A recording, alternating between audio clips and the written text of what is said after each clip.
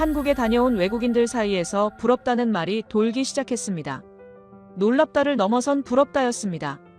뉴욕 지하철 지린내에 익숙했던 사람이 서울 지하철을 타고 나서 말문이 막혔습니다. 무릎을 다쳐 병원에 갔더니 영수증이 19,000원이었습니다. 미국에서 같은 치료를 받으면 최소 50만 원이 넘는데 말이죠. 초등학생들이 따뜻한 국과 4-5가지 반찬을 매일 무료로 먹는다는 사실에는 눈물까지 글썽였습니다. 자기 나라로 돌아가기 싫다는 사람들이 생겨났고 한국인으로 태어나지 못한 게 억울하다는 말까지 나왔습니다. 세계 최강국 출신들이 왜 이 작은 나라 앞에서 박탈감을 느끼는 걸까요? 외국인들이 한국을 부러워하는 이유 탑10 지금 공개됩니다. 한국 최고라고 댓글을 남겨주세요. 여러분의 구독과 좋아요는 아주 큰 힘이 됩니다. 비행기 문이 열리는 순간 냄새가 달랐습니다. 공항 특유의 냄새라는 게 있습니다. 전 세계 어딜 가도 공항엔 공통적으로 항공유 냄새, 오래된 카펫 냄새, 수백만 명의 발길이 밟고 지나간 바닥에 묵은 냄새가 섞여 있어요. 저는 그 냄새가 그냥 공항의 냄새인 줄 알았습니다. 당연한 줄 알았어요. 그런데 인천국제공항 게이트를 나서는 순간 그 당연함이 와르르 무너졌습니다. 깨끗했어요. 공기가 형용하기 어렵지만 굳이 표현하자면 아무 냄새도 나지 않는 냄새랄까요? 거대한 유리 천장 사이로 자연광이 쏟아지고 있었고 그 빛 아래 공항 전체가 조용하고 단정하게 펼쳐져 있었습니다. 저는 사라 미첼입니다. CNN 국제부에서 20해째 일하고 있는 기자입니다. 중동의 분쟁 지역, 동유럽의 혼란한 국경지대, 남미의 밀림 한복판까지 전 세계 50개가 넘는 나라를 직접 발로 밟으며 취재했어요. 공항이라면 지겹도록 드나들었죠. 뉴욕 JFK, 런던 히스로, 두바이 국제공항, 파리 샤를드골. 공항 보고 감탄할 나이는 진즉에 지났다고 생각했습니다. 그런데 인천공항 앞에서 저는 솔직히 기가 좀 죽었습니다. 뉴욕 JFK를 떠올려 봅니다. 열흘 전 제가 출발했던 그 공항이에요.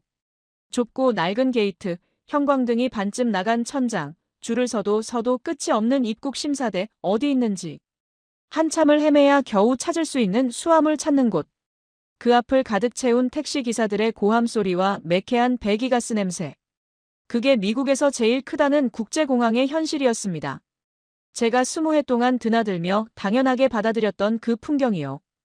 그런데 지금 제 눈앞에 펼쳐진 인천공항은 규모도, 청결도, 동선도, 편의시설도 어느 것 하나 JFK와 비교가 되지 않았어요. 비교 자체가 좀 미안할 정도였습니다. 입국 심사대에 줄을 섰는데 10분도 채 안 걸렸습니다. 자동 얼굴 인식기기 앞에 서니 3초 만에 통과였어요. 수화물은 컨베이어 벨트 위에 이미 반듯하게 올라와 있었고 공항 밖으로 나가는 길도 표지판만 따라가면 헤맬 이유가 없었습니다. 면세구역을 지나는데 매장들이 어찌나 깔끔하고 세련됐던지 잠깐 백화점에 들어온 줄 알았어요. 곳곳에 쉴 수 있는 공간이 마련돼 있었고 안내데스크 직원은 영어로 유창하게 도움을 줬습니다. 뭔가를 물어보려고 했는데 물어볼 게 없었어요. 모든 게 이미 다 안내되어 있었으니까요. 수첩을 꺼냈습니다. 그리고 첫 줄을 적었어요. 여기서부터 이미 지는 느낌이다. 공항을 나서 서울 시내로 향하는 길도 마찬가지였습니다. 공항철도를 탔는데 출발 시각이 정확했어요. 초 단위로. 좌석은 깨끗했고 발판도 넓었으며 차 안은 조용했습니다. 그런데 제가 가장 먼저 한 행동이 뭔지 아세요? 코를 킁킁거린 거예요. 습관적으로. 지하철을 타면 자동으로 숨을 참는 게 몸에 배어 있었거든요. 뉴욕 지하철 때문입니다. 뉴욕 지하철엔 냄새가 있습니다. 그냥 냄새가 아니라 전설적인 냄새가 있어요.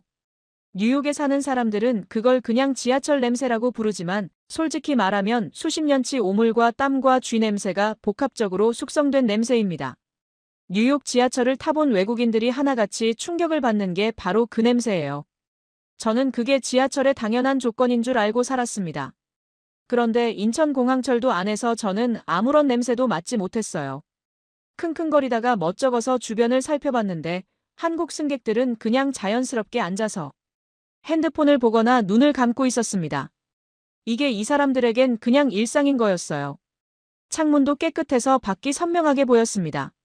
뉴욕 지하철 창문은 낙서와 때로 뒤덮여 있어서 밖을 보려면 얼굴을 유리에 바짝 갖다 대야 했는데 여기선 그냥 앉아서 한국의 야경을 감상할 수 있었어요. 차창 밖으로 흘러가는 서울의 밤 풍경을 바라보다가 저는 피식 웃어버렸습니다. 황당해서요. 지하철 창문으로 야경을 본다는 게 이렇게 새로운 경험일 줄은 몰랐으니까요. 서울 도심에 들어서면서 또 한 번 멈칫했습니다. 도로가 깨끗했어요. 거리도 정돈돼 있었고 건물들은 낡은 것과 새 것이 자연스럽게 섞여 있으면서도 전체적으로 어수선한 느낌이 없었습니다. 블록마다 편의점이 있었고 그 편의점 하나하나가 작은 세계처럼 다양한 물건들로 빼곡하게 채워져 있었어요. 밤이 되어도 거리는 환했고 사람들이 제법 많이 다니고 있었습니다. 그리고 밤 11시쯤이었습니다. 숙소 근처를 혼자 걷고 있었는데 젊은 여성이 이어폰을 꽂고 혼자 걷고 있었어요. 빠르지도 느리지도 않게 그냥 천천히 아무렇지 않게 핸드폰을 들여다보며 어깨에는 작은 가방 하나 걸치고 저는 그 장면을 한참 바라봤습니다.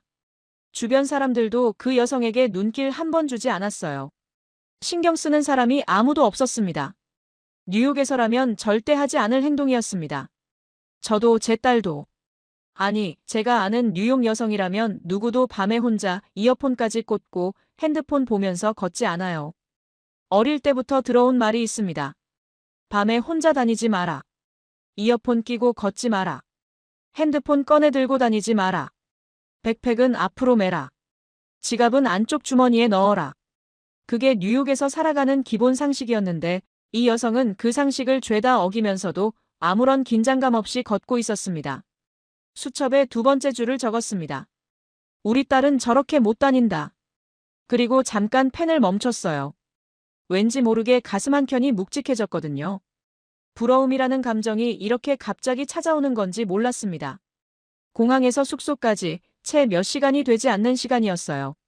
짐도 풀지 않았고 취재 한 줄 하지 않았습니다. 그런데 이미 이 나라는 제가 예상했던 것과 완전히 달랐어요. 저는 K-드라마나 나오는 나라쯤으로 가볍게 생각했습니다. 잠깐 취재하고 돌아가면 되는 곳이라고. 그런데 첫날 밤부터 뭔가 단단히 잘못 생각했다는 걸 느끼기 시작했습니다. 침대에 누웠지만 쉽게 잠이 오지 않았어요. 내일은 또 뭘 보게 될까? 그리고 솔직히 조금 두려웠습니다. 이게 더 부러워지면 어떡하나 싶어서요. 첫날 밤 거리를 걷다가 인도턱에 발이 걸렸어요. 별것 아닌 것 같았는데 다음날 아침 일어나 보니 오른쪽 무릎이 퉁퉁 부어 있었습니다. 시큰거리는 정도가 아니라 계단을 내려갈 때마다 소리가 지르고 싶을 만큼 아팠어요.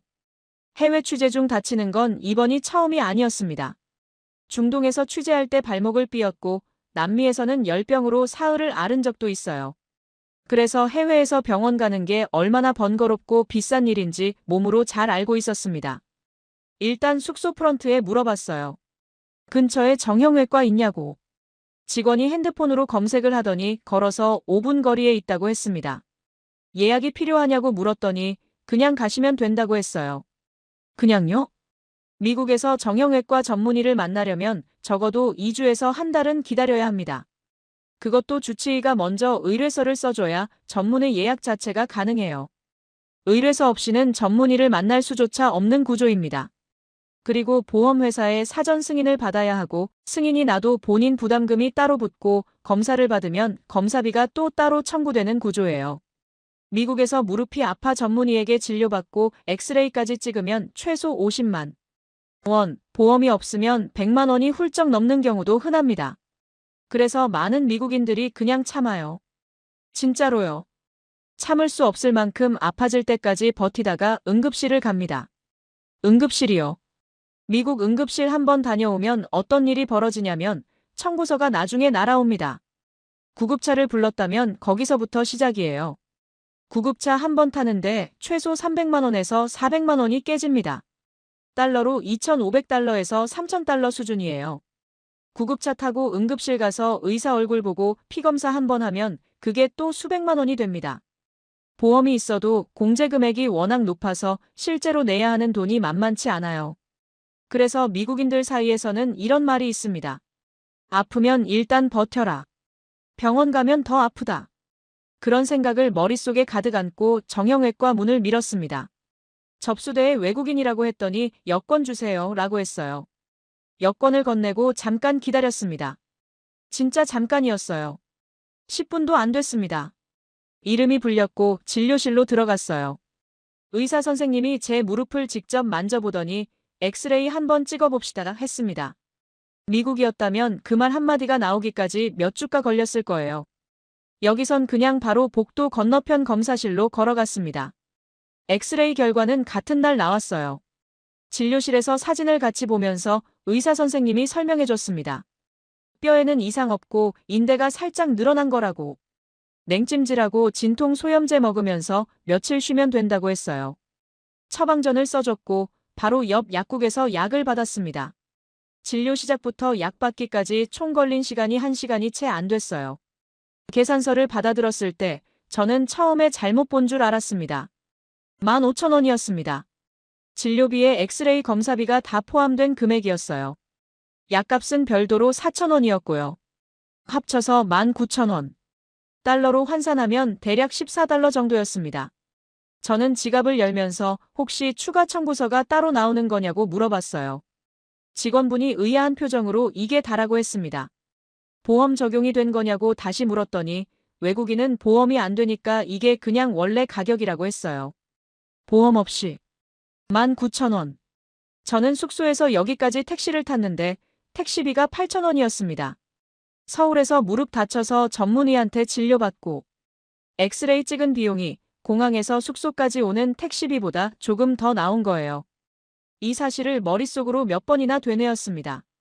계속 이상하게 느껴졌거든요. 뭔가 잘못된 게 아닐까, 이게 진짜 정상 가격이 맞나 싶었어요. 뉴욕으로 돌아가면 이 이야기를 동료들한테 해야겠다고 생각했습니다. 그런데 그 순간 또 다른 생각이 따라왔어요. 이 이야기를 들은 미국 친구들이 어떤 반응을 보일지가 눈에 선했습니다. 처음엔 안 믿을 거예요. 그 다음엔 뭔가 다른 이유가 있을 거라고 할 거예요. 시스템이 허술한 거 아니냐고, 의료 수준이 낮은 거 아니냐고. 그렇게 말하면서 스스로를 달랠 거예요. 근거 없는 위안입니다. 진료실은 깔끔했고 의사 선생님은 영어로 충분히 설명해줬으며 엑스레이 장비도 최신이었어요. 무릎 상태를 그렇게 꼼꼼하게 확인해준 의사를 미국에서 만난 기억이 솔직히 잘 나지 않았습니다.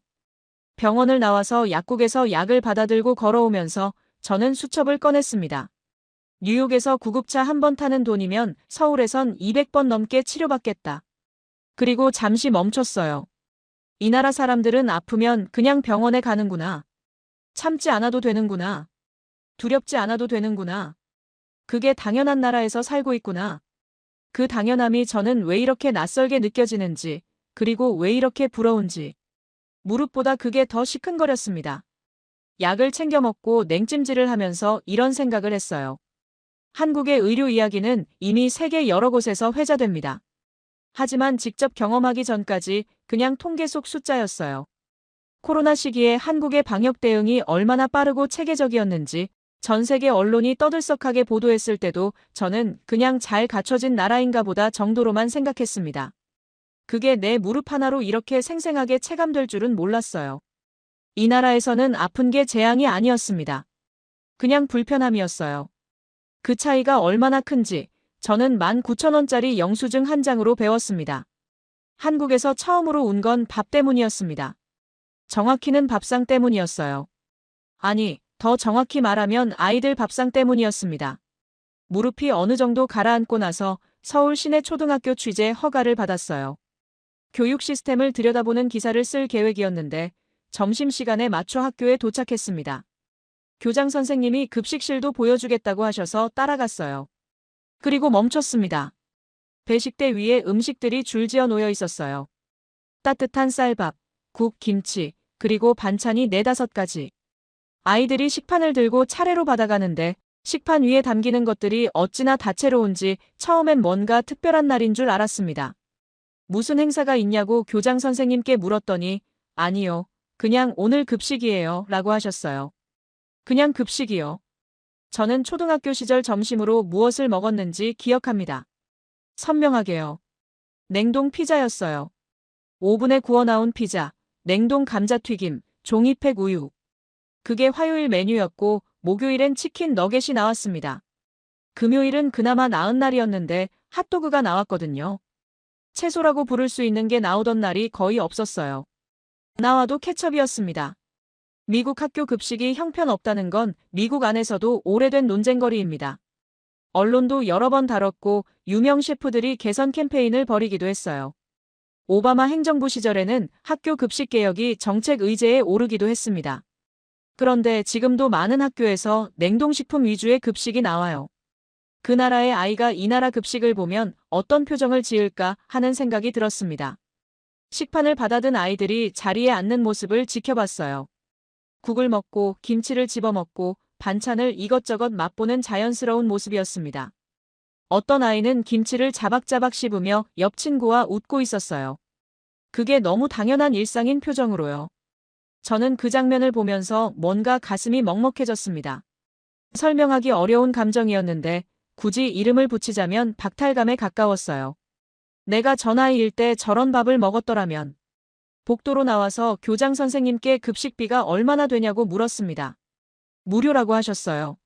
서울 시내 초등학교는 전면 무상급식이라고. 학부모가 급식비를 따로 내지 않는다고 하셨습니다. 저는 그 말을 듣고 잠시 말을 잃었어요. 무료인데 이 수준이라고요. 취재 수첩을 펼쳐서 메모를 시작했습니다. 쓰다 보니 메모가 아니라 개인 일기에 가까워졌어요. 냉동 피자를 먹으며 자란 아이와 따뜻한 국밥과 김치를 먹으며 자란 아이. 어른이 됐을 때 몸이 다를 수밖에 없겠다. 한국의 식문화를 조금 더 들여다보면서 놀란 건 급식만이 아니었습니다. 한국에는 발효 음식 문화가 있어요. 김치는 가장 유명한 예지만 그게 전부가 아닙니다. 된장, 간장, 고추장, 청국장. 수백 가지의 젓갈과 장류가 수천 년의 시간을 거쳐 지금까지 이어져 오고 있어요. 발효 음식은 최근 세계적으로 건강식으로 주목받고 있는데 한국은 그걸 이미 일상 밥상 위에 수천 년 전부터 올려두고 있었습니다. 숙소로 돌아오는 길에 편의점을 들렀어요. 뭔가 간단히 먹을 걸 사려고요. 편의점 안을 둘러보는데 갑자기 허탈한 웃음이 나왔습니다. 편의점 한 구석에 따뜻한 국밥이 있었거든요. 즉석이지만 뚝배기 모양 용기에 담긴 국밥이 5,000원도 안 되는 가격으로 진열대에 놓여 있었어요. 편의점 음식으로 국밥을 먹는 나라. 그것도 꽤 맛있는 국밥을요. 저는 그걸 하나 사서 먹으면서 생각했어요. 사람은 무엇을 먹느냐에 따라 달라진다는 말을 어릴 때부터 들어왔어요. 그런데 그 말이 이렇게 피부로 와닿은 건 처음이었습니다. 학교 급식 하나를 보고 나서 저는 음식이 단순히 배를 채우는 문제가 아니라는 걸 새삼 깨달았어요. 어릴 때부터 어떤 음식을 먹고 자라느냐는 미각의 문제가 아니라 몸의 구성 자체에 영향을 미치는 문제였습니다. 그리고 그 밥상을 아이들에게 무료로 제공하는 사회와 냉동 피자를 급식으로 내놓는 사회 사이에는 단순한 메뉴의 차이보다 훨씬 깊은 무언가가 있다는 생각이 들었어요. 숙소로 돌아와 침대에 앉아서 오늘 찍은 사진들을 다시 봤습니다. 식판 위에 가득 담긴 아이들의 점심 사진이 있었어요. 그걸 한참 들여다보다가 제 어릴 적 기억을 떠올렸습니다. 화요일마다 나오던 냉동 피자. 그게 당연한 줄 알았어요. 선택지가 없는 줄 알았습니다. 하지만 선택지가 없었던 게 아니라 다르게 할 수 있는데 하지 않았던 거였어요. 그 차이가 생각보다 훨씬 쓰라렸습니다. 서울에서 셋째 날 밤, 저는 처음으로 한국 밥상 앞에서 잠깐 울었어요. 아이들 급식 사진을 보다가요. 38살 CNN 기자가 초등학교 급식 사진을 보고 눈물을 글썽였다는 게 웃긴 이야기처럼 들릴 수도 있습니다. 그런데 어쩔 수가 없었어요.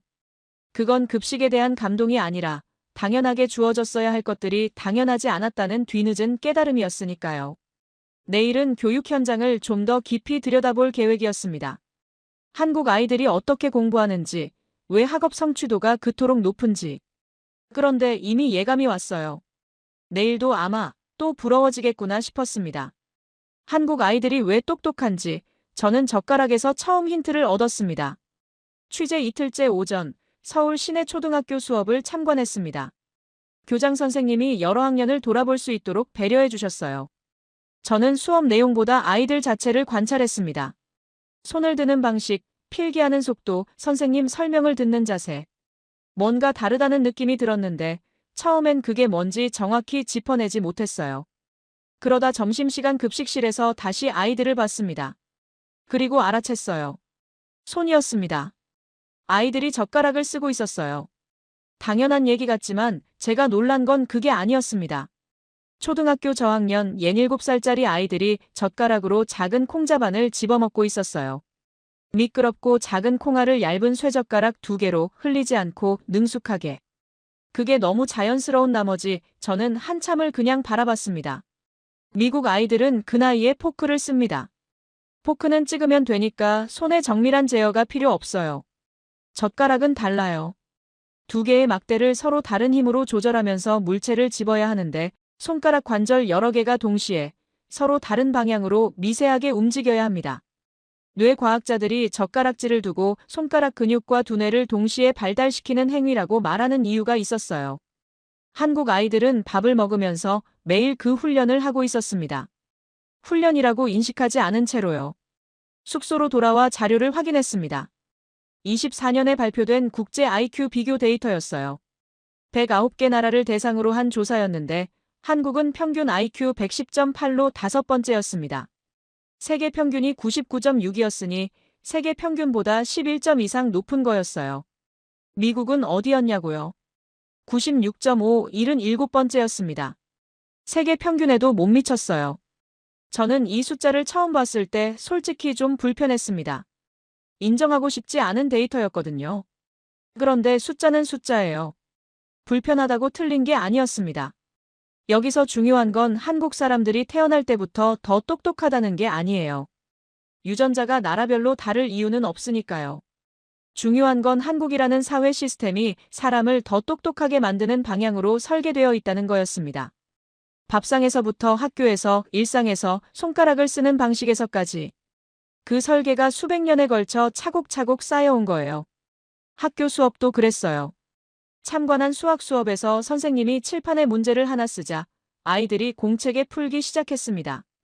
조용하게 집중해서. 틀린 아이는 다시 풀었고 마친 아이는 다음 문제를 스스로 찾아 풀었어요. 선생님이 따로 독려하지 않아도 그냥 그렇게 굴러가고 있었습니다. 미국 초등학교 교실에서 그 수업을 그대로 진행하면 어떻게 될지 상상해봤습니다. 5분이 지나면 산만해지기 시작하고 10분이 지나면 선생님이 주의를 줘야 하는 상황이 벌어질 거예요. 그건 아이들이 나빠서가 아닙니다. 그렇게 설계된 환경에서 자라지 않았기 때문이에요. 저녁에 숙소 근처 카페에서 대학생으로 보이는 젊은이 셋이 노트북을 펴놓고 영어 논문을 읽으며 토론하는 모습을 봤습니다. 한국어로 이야기하면서 수식을 손으로 써가며 논문을 분석하고 있었어요. 영어권 국가 출신 기자인 저도 그 나이 때 저런 수준의 논문을 저렇게 읽을 수 있었는지 자신이 없었습니다. 카페를 나오면서 수첩에 적었어요. 젓가락으로 콩을 집는 아이가 20살이 되면 영어 논문을 집는다. 손가락을 정밀하게 쓰는 훈련이 어릴 때부터 쌓이고 집중하는 문화가 학교에서 이어지고 공부를 당연한 것으로 받아들이는 분위기가 사회 전체를 감싸고 있었어요. 대단한 한 가지 비결이 아니라 작은 것들이 오랜 시간 겹겹이 쌓인 결과였습니다. 제가 부러워하는 게 점점 단순하지 않아지고 있었어요.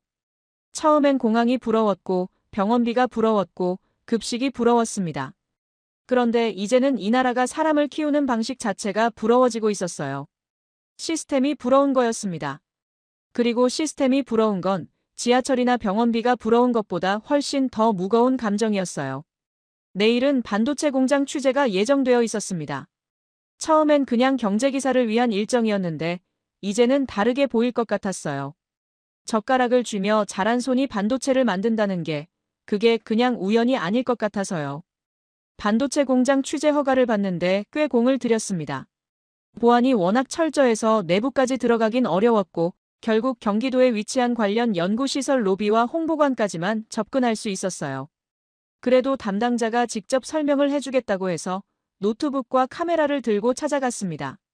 솔직히 말하면 출발하기 전까지만 해도 그렇게 기대가 크지 않았어요. 반도체라는 게 결국 작은 칩 이야기고 경제기사에 들어갈 숫자 몇 개 건지면 되겠다고 가볍게 생각했습니다.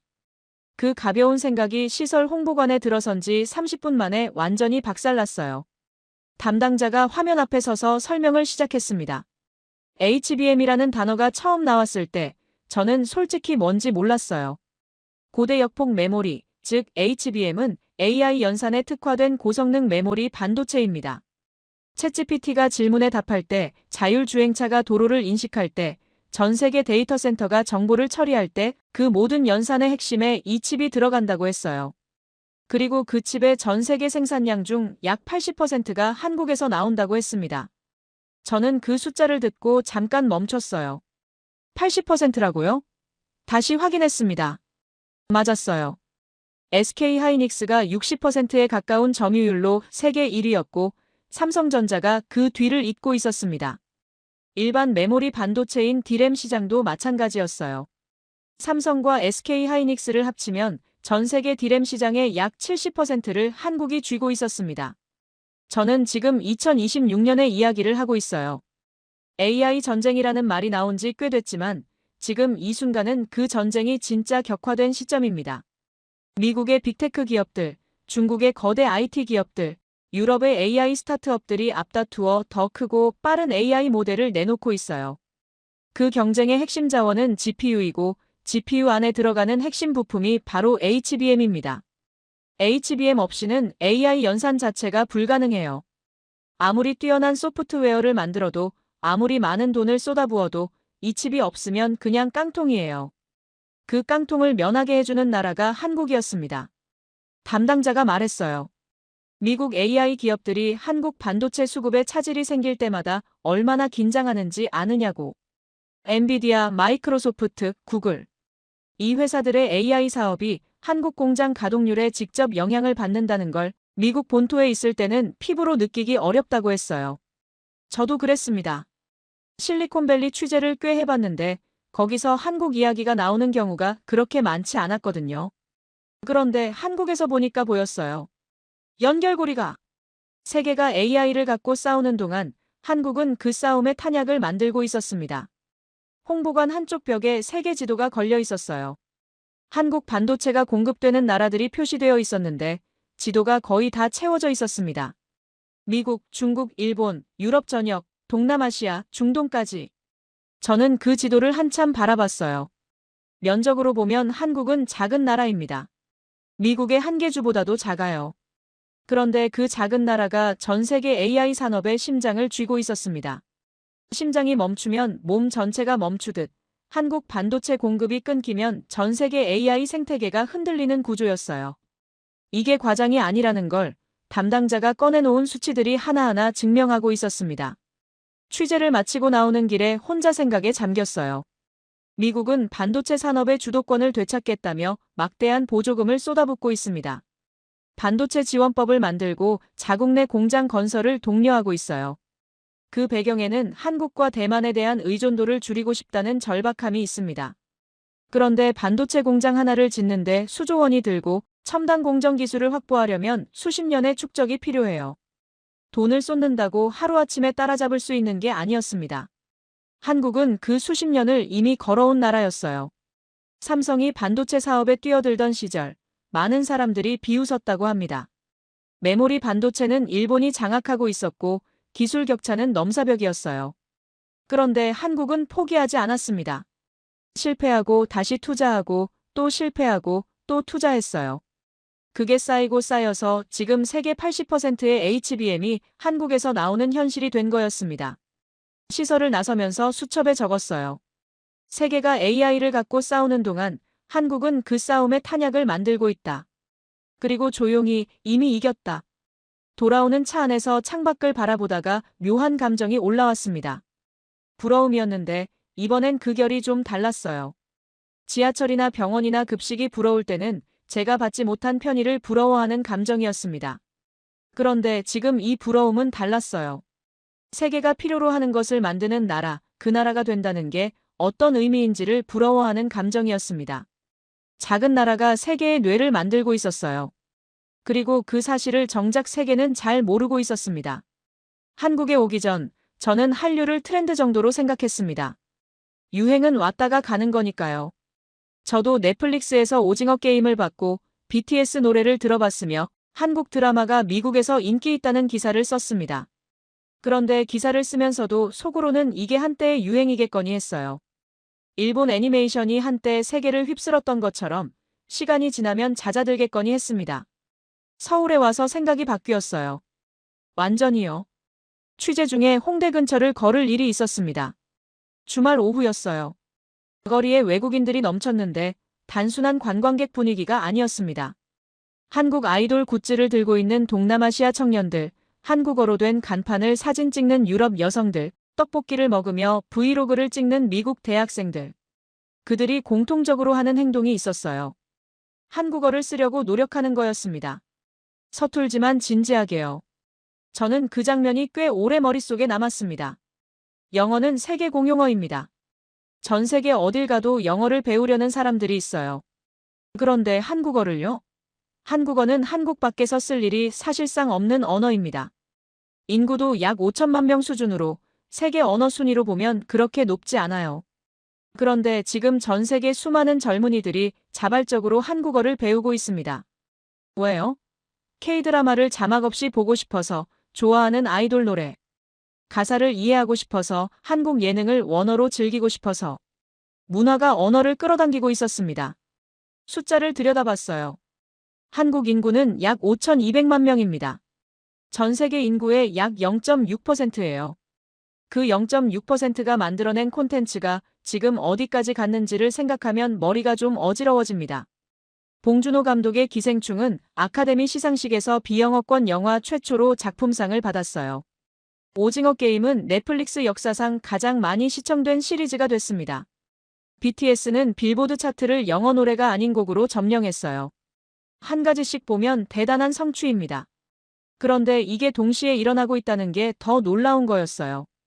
K-뷰티 이야기도 빼놓을 수 없어요. 서울 명동을 걷다 보면 화장품 가게들이 끝도 없이 이어집니다. 그 앞에 줄 서 있는 사람들의 국적이 어찌나 다양한지 마치 작은 유행 같았어요. 한국 스킨케어는 이미 미국 뷰티 시장에서 하나의 카테고리가 됐습니다. 세럼, 앰플, 시트 마스크, 선크림.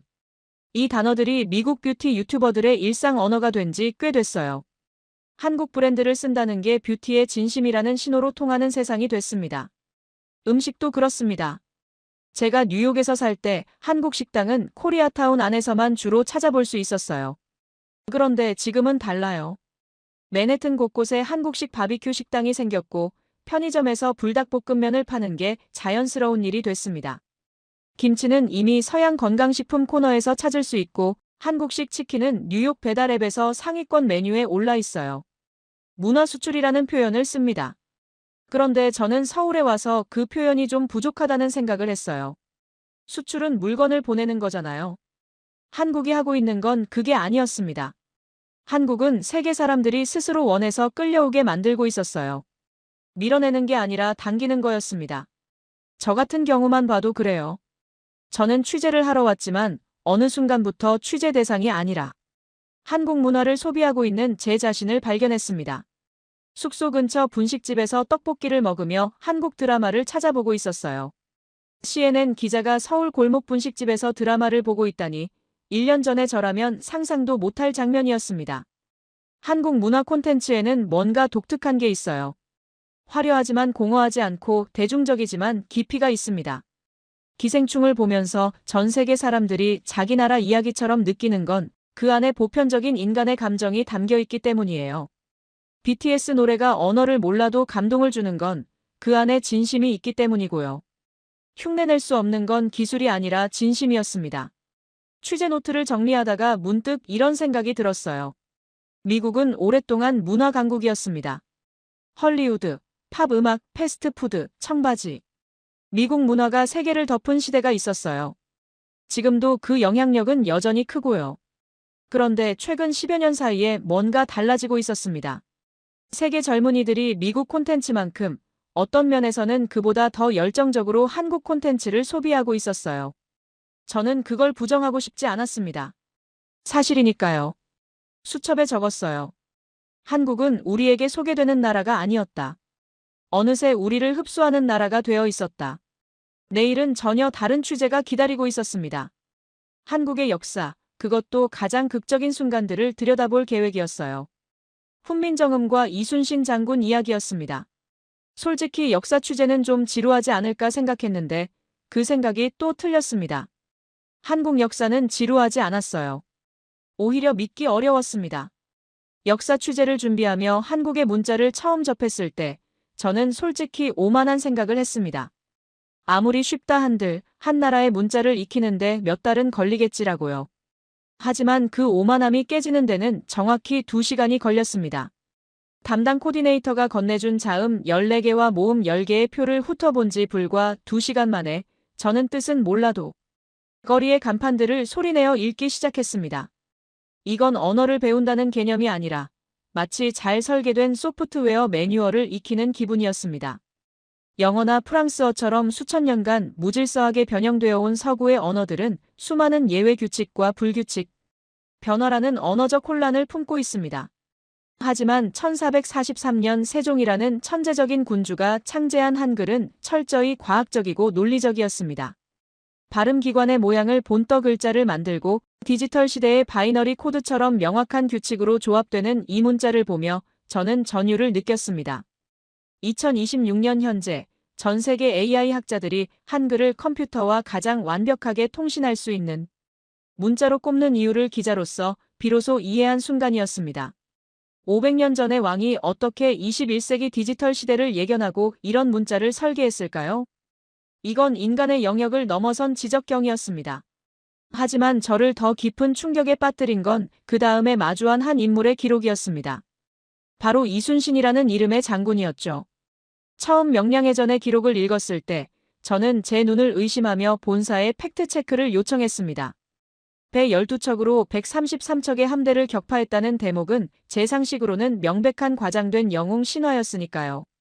세계 해전사에서 트라팔가 해전의 넬슨 제독을 최고로 꼽던 제 지식체계가 통째로 흔들리는 순간이었습니다. 하지만 기록은 거짓말을 하지 않았습니다. 울돌목의 좁은 수로와 물살의 방향, 적의 심리까지 계산에 넣은 치밀한 전술. 그것은 무모한 용기가 아니라 완벽하게 통제된 군사적 승리였습니다. 죽고자 하면 살 것이고 살고자 하면 죽을 것이다라는 그의 말은 절망적인 상황에서도 시스템을 가동시킨 리더의 차가운 이성이었습니다. 더욱 저를 숙연하게 만든 것은 그의 일기, 난중일기였습니다. 전장에서 어머니를 그리워하고 고뇌에 찬 인간적인 모습을 보이며 이토록 불가능한 승리를 일궈냈다는 사실은 그가 단순히 신화 속 인물이 아니라 우리와 같은 피를 가진 인간이었음을 증명했기 때문입니다. 저는 이순신 장군의 기록 앞에서 한참을 움직일 수 없었습니다. 넬슨도 나폴레옹도 갖지 못했던 그 고결한 자기 희생과 압도적인 승리. 왜 이런 인류사적 영웅이 세계사 교과서의 첫 페이지를 장식하지 않는지 의문이 들 정도였습니다. 과학적인 문자를 만든 왕과 기적 같은 승리를 일궈낸 장군. 이 두 인물을 관통하는 키워드는 단 하나였습니다. 바로 백성을 향한 지극한 사랑과 불가능에 도전하는 정교함이었죠. 이제 서울에서의 마지막 취재만을 남겨둔 밤, 제 수첩은 부러움의 기록들로 가득 찼습니다. 하지만 제 마음 한구석에는 여전히 풀리지 않는 질문이 남아 있었습니다. 도대체 이 사람들은 무엇이 다르기에 그토록 비극적인 역사 속에서도 매번 다시 일어서는 것일까? 그 마지막 퍼즐 조각을 찾기 위해 저는 한국의 가장 아픈 역사이자 동시에 가장 찬란한 기적인 그들의 회복력을 들여다보기로 했습니다. 서울에서의 마지막 취재 장소는 용산의 전쟁기념관이었습니다. 솔직히 말씀드리면 입구에 들어설 때 제 마음은 돌덩이를 얹은 듯 무거웠습니다. 전 세계의 비극을 기록해온 기자로서 전쟁의 잔상은 늘 고통스러우니까요. 하지만 그곳에서 제가 마주한 것은 죽음의 기록이 아니라 인류사에서 유례를 찾을 수 없는 부활의 기록이었습니다. 1953년 휴전 직후의 한국을 보십시오. 건물은 무너졌고 토양은 타버렸으며 1인당 국민소득은 아프리카 최빈국보다도 낮았습니다. 전 세계가 이 나라는 재건하는데 최소 100년은 걸릴 것이라며 고개를 저었죠. 하지만 2026년 현재 대한민국은 세계 10위권의 경제, 대국이자 전 세계 AI와 문화를 선도하는 국가가 되어 있습니다. 원조를 받던 나라가 원조를 주는 나라로 바뀐 지구상 유일한 사례. 이 숫자를 데이터로만 접했을 때는 그저 운이 좋았겠지라고 생각했습니다. 하지만 지난 열흘간 제가 본 것들은 운이 아니었습니다. 그것은 지독할 정도로 처절한 의지의 산물이었습니다. 취재 중 제 가슴을 가장 세게 때린 사건은 1997년의 금 모으기 운동이었습니다. 국가부도라는 수치스러운 위기 앞에서 한국인들은 정부를 원망하며 폭동을 일으키는 대신 장롱 속 금부치를 들고 거리로 나왔습니다. 아이의 돌반지, 부모님의 환갑기념 금줄, 결혼반지까지. 350만 명의 국민이 자발적으로 나라를 구하겠다고 나섰을 때 월스트리트의 분석가들은 경악했습니다. 이것은 자본주의 논리로는 설명 불가능한 인류학적 현상이다라고 말이죠. 저 역시 자문해 보았습니다. 만약 미국이 무너질 때 우리 미국인들이 자신의 결혼반지를 국가에 내놓을 수 있을까? 제안의 대답은 차마 입 밖으로 내뱉기 힘든 회의론이었습니다. 2007년 태안의 기적 또한 마찬가지입니다. 시커먼 기름으로 뒤덮인 해안가를 보며 전문가들은 생태계 회복에 수십 년이 걸릴 거라 단언했습니다. 하지만 단 한 달 만에 123만 명의 시민이 생업을 뒤로하고 달려왔습니다. 그들은 매서운 바닷바람을 맞으며 낡은 수건으로 바위 하나하나의 기름을 닦아냈습니다. 아무도 시키지 않았고 보상도 없었지만 그들은 내 나라의 바다를 살려야 한다는 일념 하나로 모였습니다. 123만 개의 손길이 모여 기어이 바다를 되살려낸 이 장면은 서구의 극단적 개인주의에 익숙한 저에게는 거대한 종교적 재래처럼 느껴질 만큼 경이로웠습니다. 취재를 마치고 한강변을 걸으며 저는 비로소 제가 느꼈던 그 지독한 부러움의 실체를 깨달았습니다. 제가 부러워한 것은 세계 최고의 공항도, 만원대의 의료비도, 전 세계를 지배하는 반도체도 아니었습니다. 그 모든 것을 폐허 위에서 70년 만에 일궈낸 한국인 당신들이었습니다. 위기 앞에서 더 단단하게 뭉치고 남이 시키지 않아도 공공의 가치를 위해 자신을 던지는 그 무서운 응집력. 2026년 현재 한국이 누리는 모든 번영은 단순히 운이 좋아서가 아니라 이런 위대한 국민들이 켜켜이 쌓아올린 눈물과 땀의 결정체였습니다. 뉴욕으로 돌아가는 비행기 안에서 동료 기자에게 문자를 보냈습니다. 나 한국 사람들이 진심으로 부러워. 그냥 하는 말이 아니야. 동료는 삼성과 BTS가 있는 나라니 당연한 것 아니냐며 가볍게 답했지만 저는 고개를 저었습니다. 아니, 삼성이랑 BTS가 어떻게 나왔는지를 봐야 해. 그걸 알면 부럽지 않을 수가 없어. 비행기 창밖으로 멀어지는 한국의 해안선을 보며 저는 확신했습니다. 이 작은 나라는 결코 소멸하지 않을 것입니다. 젓가락으로 지성을 깨우고 12척의 배로 기적을 만들며 위기 때마다 금반지를 들고 나오는 국민이 있는 한 대한민국은 언제나 인류의 새로운 길을 제시할 것입니다. 2026년의 차가운 하늘 위에서 저는 비로소 제 수첩의 마지막 페이지를 닫았습니다. 그곳엔 단 한 문장만이 남겨져 있었습니다. 나는 오늘 가장 위대한 국민을 보았다.